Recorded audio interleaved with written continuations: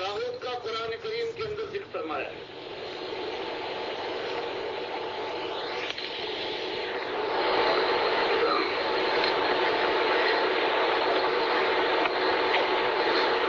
ارشاد فرمایا جا رہا ہے کہ والذین اجتنبوا الطاغوت ان یعبدوها وانابوا الی اللہ لهم البشرى فبشر عباد الذین یستمعون القول ویتبعون احسنہ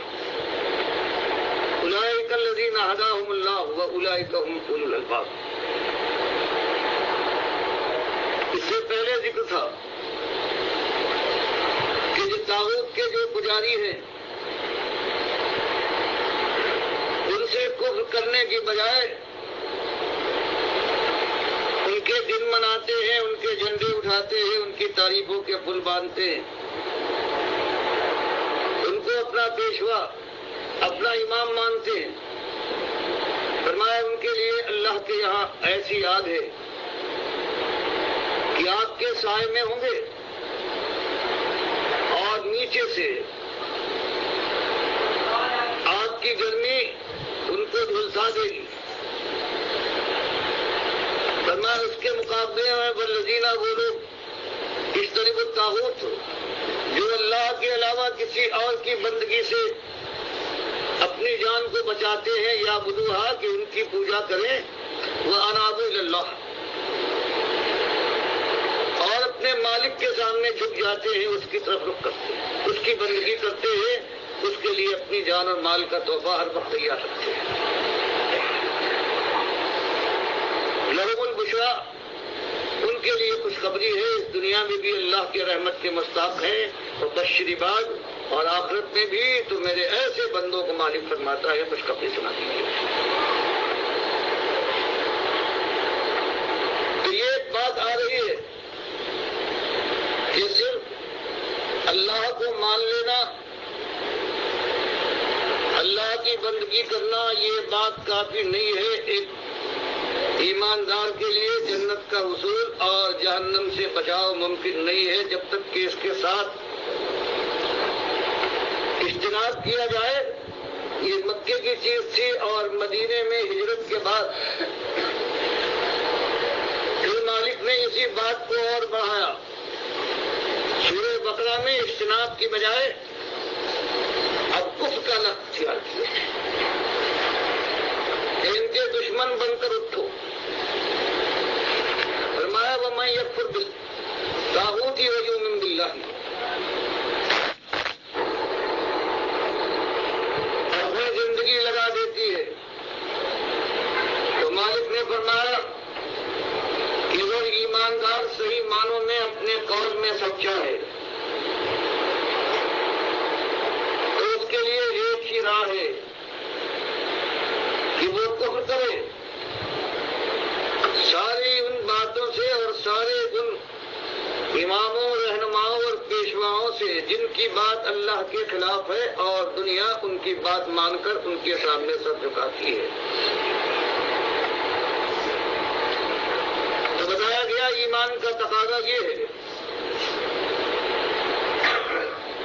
کہ اللہ کی بندگی اس وقت ثابت ہوگی کہ جن کی بندگی کی جا رہی ہے باطل کی، اس کا کفر کیا جائے، اس کا انکار کیا جائے. اور بات صاف ہے جن کی بندگی ہو رہی ہے اگر انہوں نے اس کی دعوت دی تھی، اس کا پرچار کیا تھا، جیسے آج بدقسمتی سے اس امت کے جو آج بڑے امام اور پیشوا مانے جاتے ہیں، جن کی باتوں کو میں نے ان کی کتابوں کے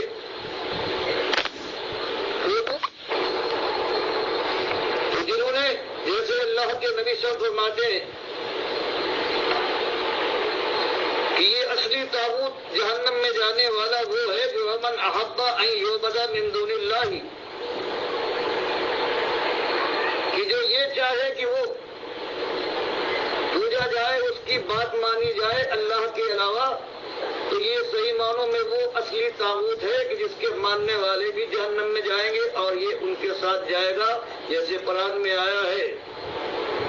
کہ انکم وما تعبدون من دون اللہ حسب جہنم، تم اور جن کو تم پوچھتے تھے اللہ کو چھوڑ کر یہ سب جہنم کا ایندھن بنیں گے۔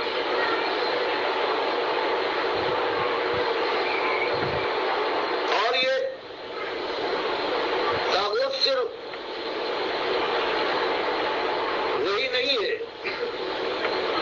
کہ جس کے سامنے سر جھکایا جائے، ماتھا ٹیک دیا جائے، نظر و نیاز ہو، بلکہ اللہ کے نبی صلی اللہ علیہ وسلم نے قرآن کی اس آیت کی تفسیر بتائی ہے کہ اگر ان کی بات مان لی جائے اللہ کے مقابلے میں تو وہ رب ہیں، وہ صحیح معنوں میں اصلی طاغوت بن جاتے ہیں۔ یہ اہل کتاب کے لیے اللہ نے فرمایا اتخذوا احبارهم ورهبانهم اربابا من دون اللہ، اہل کتاب نے اپنے پیروں اور مولویوں کو رب بنا لیا ہے اللہ کے مقابلے میں۔ تو حضرت عدی ابن حاتم طائی رضی اللہ تعالیٰ عنہ جو اب ایمان لائے تھے، سن 9 ہجری میں ایمان لائے ہیں، وہ عیسائی تھے، انہوں نے کہا کہ ہم نے تو اپنے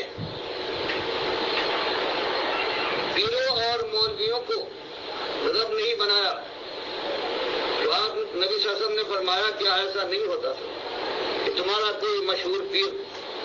کوئی بڑا عالم کوئی ایسا فتویٰ دے دے جو تمہاری کتاب جس کو تم کتاب مانتے تھے اللہ کی اس کے خلاف ہو، تو کیا تم کتاب کے بعد اس وقت مانتے تھے یا اپنے پیر اور بڑے مولوی کی؟ تو عدی نے حاتم طائی نے کہا تب تو ہم بات اپنے بڑے کی مانتے تھے، ورنہ یہی ہے ارباب من دون اللہ، رب بنا لینا۔ تو یہ جو رب بنتا ہے، جو طاغوت جس کی بندگی کی جاتی ہے، طاغوت کی جو تفسیر بیان کی گئی ہے 5، 6، 7 معنوں میں اندر ایک یہ بھی ہے کہ من یعبد من دون اللہ، کہ جو اللہ کے علاوہ جس کی پوجا کی جائے، تو پوجا اس معنوں میں بھی اگر اس کی بات مانی جائے، اللہ کی بات نہ مانی جائے تو وہ بھی رب ہے۔ اور یہاں اللہ نے یہی فرمایا ہے کہ ایمان اسی وقت صحیح ایمان اللہ کی بارگاہ اور پیمانے پر ثابت ہوگا کہ یہ مومن ہے تو وہ اللہ کے ان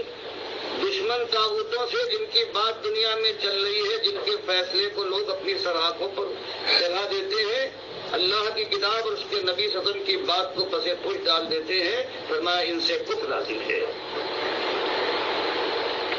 اور یہ بات بالکل صاف ہے، اللہ کی کتاب کے خلاف جو فیصلہ کرنے والے ہوں یا بلانے والے ہوں تو وہ کافر ہیں، ان سے وہ کافر بھی ہوں گے اور ان کی بندگی کفر بھی ہے اور ان سے کفر کرنا لازم ہے۔ فرمایا یہ ہمت ور اگر اس انداز سے ایمان لاتا ہے وَيُؤْمِنْ بِاللَّهِ، اور پھر اللہ پر ایمان لانے کا دعویٰ کرتا ہے اور ایمان لایا ہے فَقَدِ اسْتَمْسَكَ بِالْعُرْوَةِ الْوُثْقَىٰ لَا انْفِصَامَ لَهَا، یہ صحیح معنوں میں اس کے ایسا حلقہ پکڑا ہے کہ کبھی گمراہ نہ ہوگا، کبھی نہ ٹوٹے گا اور نہ ہاتھ سے چھوٹے گا، اور پھر